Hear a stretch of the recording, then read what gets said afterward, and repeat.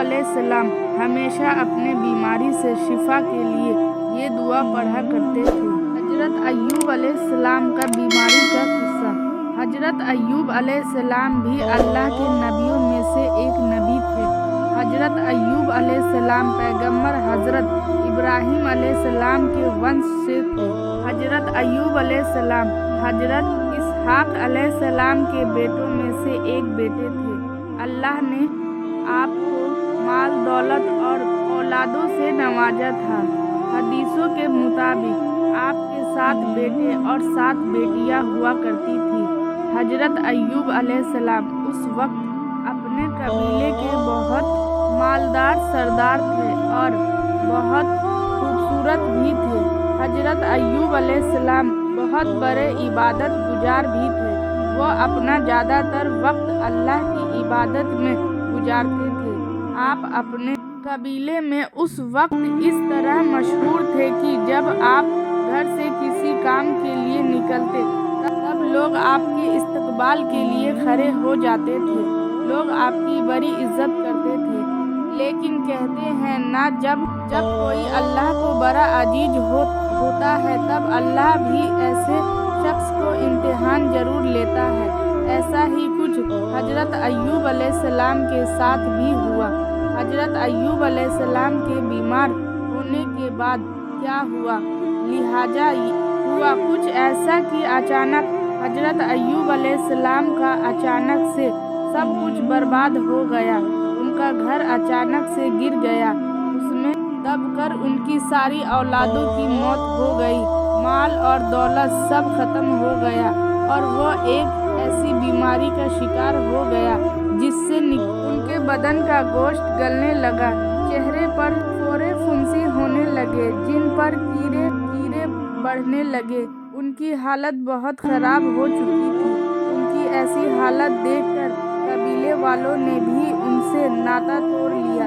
جو قبیلے والے ان کے عبادت کے لیے کھڑے ہو جایا کرتے تھے وہ ان کی حالت خراب ہونے کے بعد ان کو برا کہنے لگے۔ قبیلے کے لوگ انہیں یہ کہتے کہ ضرور آپ نے کچھ غلط کام کیا ہے، اس کی وجہ سے اللہ آپ سے ناراض ہے اور اللہ نے آپ کی یہ حالت کر دی ہے۔ لوگ انہیں یہ بھی کہنے لگے کہ یہ کوئی نبی نہیں ہے، یہ ایک بہت بڑا گنہگار آدمی ہے۔ یہاں تک کہ کچھ لوگوں نے انہیں یہ تک کہہ دیا تھا کہ یہاں سے نکالو اور جہاں کچرا ڈالا جاتا ہے وہاں جا کر رہو، کیونکہ ان کی حالت اس طرح ہو چکی تھی کہ لوگ ان کے ساتھ رہنے کو تیار نہیں تھے۔ آپ کے جسم میں اتنے پھوڑے ہو گئے تھے کہ پہچاننا مشکل ہو جاتا۔ اوپر سے ان پھوڑوں میں کیڑے بھی پڑ گئے تھے جو آپ کو بہت تکلیف دیتے تھے۔ قبیلے کے لوگوں کو یہ لگ رہا تھا کہ ان کی اس بیماری سے ہمارے بچے بھی بیمار پڑ سکتے ہیں، لہٰذا لوگوں نے انہیں قبیلے سے نکال دیا۔ اس وقت آپ یعنی حضرت ایوب علیہ السلام کی حالت اتنی خراب ہو چکی تھی کہ وہ کھڑے بھی نہیں ہو پا رہے تھے، لہٰذا وہاں کے لوگوں نے انہیں کپڑوں میں لپیٹ کر ایک لاٹھی کے سہارے کچرے کے ڈھیر کے یہاں چھوڑ دیا۔ اتنا سب ہونے کے بعد حضرت ایوب علیہ السلام نے اللہ کی عبادت کرنا نہیں چھوڑا۔ وہ اور ان کی بیوی اس جگہ پر ایسی حالت میں بھی اللہ کا شکر ادا کرتے۔ جب کھانے کی ضرورت پڑتی تب ان کی بیوی گھروں میں جا کر کام کرتی اور جو کچھ پیسہ ملتا اس سے کھانے کا انتظام کرتی اور اسی سے ان کا علاج کرواتی تھی۔ ایک وقت ایسا بھی آیا جب حضرت ایوب علیہ السلام کی حالت بہت ہی زیادہ خراب ہو گئی۔ جسم میں کیڑے اتنے پڑ چکے تھے کہ بدن سے گوشت ختم ہونے لگا تھا۔ یہ دیکھ کر ان کی بیوی نے آپ سے فرمایا کہ اللہ آپ کو بیماری سے شفا کیوں نہیں کر دے رہا؟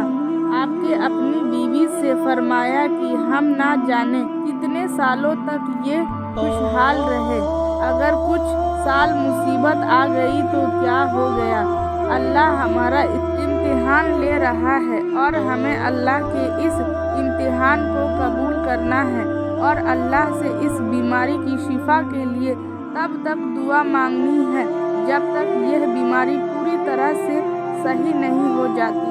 آپ کے بدن پر जब कीड़े बाहर निकलकर जमीन पर गिरते तो आप उन्हें वापस अपने बदन पर रख देते थे और कहते थे कि शायद अल्लाह ने इस कीड़े का रिज्क मेरे बदन से ही लिखा है। अल्लाह की यही मर्जी है, इसलिए जितना खाना खाना है मेरे जिस्म में जाकर खाओ। हजरत अय्यूब अलैहिस्सलाम कैसे ठीक हुए? आप सोचते हैं कि आप में कितनी हिम्मत थी कि इतना होने के बावजूद भी आपने अल्लाह पर यकीन करना नहीं छोड़ा। एक वक्त ऐसा भी आया जब कबीले के लोगों ने हजरत अय्यूब अलैहिस्सलाम की बीवी को भी काम के लिए घर पर बुलाना बंद कर दिया, क्योंकि उनको शक हो गया था कि यह भी उनकी बीमारी हमारे घर लेकर आ जाएगी। ये सब देखकर उनकी बीवी बहुत रोने लगी। आपकी बीवी को इस तरह रोता देखकर फिर हजरत अय्यूब अलैहिस्सलाम ने अल्लाह से दुआ के लिए हाथ उठाया और कहा कि ए अल्लाह, तुम रहम करने वाला है, अपने बंदों पर रहम फरमा। बस इतना ही कहने के बाद आसमान से एक आवाज़ आई कि ए अय्यूब, अपने पाँव जमीन पर मारो, वहाँ से एक चश्मा यानी पानी का फव्वारा निकलेगा। उस फव्वारे का पानी अपने जिस्म पर डाल देना। ऐसा सुनते ही आप यानी हजरत अय्यूब अलैहिस्सलाम ने अपना पैर जमीन पर मारा और उसी वक्त वहाँ से एक पानी का फव्वारा निकल पड़ा। आपने उनका पानी जैसे ही अपने जिस्म पर डाला तो उसी वक्त आप बिल्कुल सही हो गए। आपकी बीमारी बिल्कुल ख़त्म हो गई और आप फिर से जवान हो गए। सुभान अल्लाह। उस वक्त अल्लाह ने आपके लिए आसमान से सोना भी बरसाया और हजरत अय्यूब अलैहिस्सलाम की बीवी को वापस जवानी बख्श दी।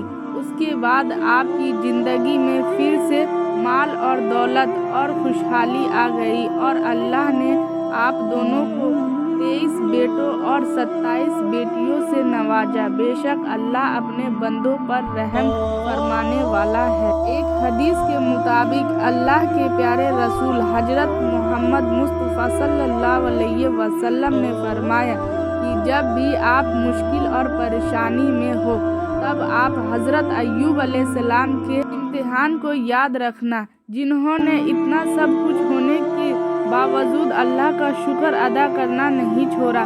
हजरत अय्यूब अलैहिस्सलाम की बीमारी से शिफा की दुआ। हदीसों के मुताबिक हजरत अय्यूब अलैहिस्सलाम करीब 18 सालों तक बीमार रहे। बीमारी से शिफा के लिए वो हर वक्त अल्लाह से दुआ करते। एक दुआ जो हजरत अय्यूब अलैहिस्सलाम हमेशा बीमारी से शिफा के लिए पढ़ा करते थे वो इस तरह है, रब्बी अन्नी मस्सनियुज़्ज़ुर्रु व अंता अरहमुर राहिमीन। ये दुआ हजरत अय्यूब अलैहिस्सलाम अपनी अच्छी सेहत के लिए किया करते थे, जिसकी फजीलत से आप बिल्कुल सेहतमंद हो गए थे। हर मुसलमान को हजरत अय्यूब अलैहिस्सलाम की इम्तिहान से सीख लेना चाहिए कि चाहे कितना भी बुरा वक्त हो, हमें हर वक्त अल्लाह का शुक्र अदा करना चाहिए, क्योंकि अल्लाह की मर्जी के बगैर कुछ मुमकिन नहीं। वो जिसे चाहे राजा बना दे और जिसे चाहे फ़कीर।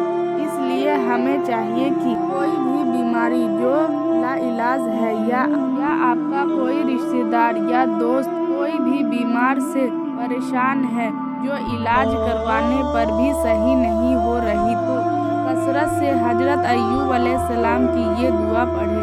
इंशाअल्लाह हर बीमारी से शिफा मिलेगी। आमीन। दोस्तों, इस वीडियो से आपको क्या सीख मिली है आप हमें कमेंट करके बताएं और इस वीडियो को अपने दोस्तों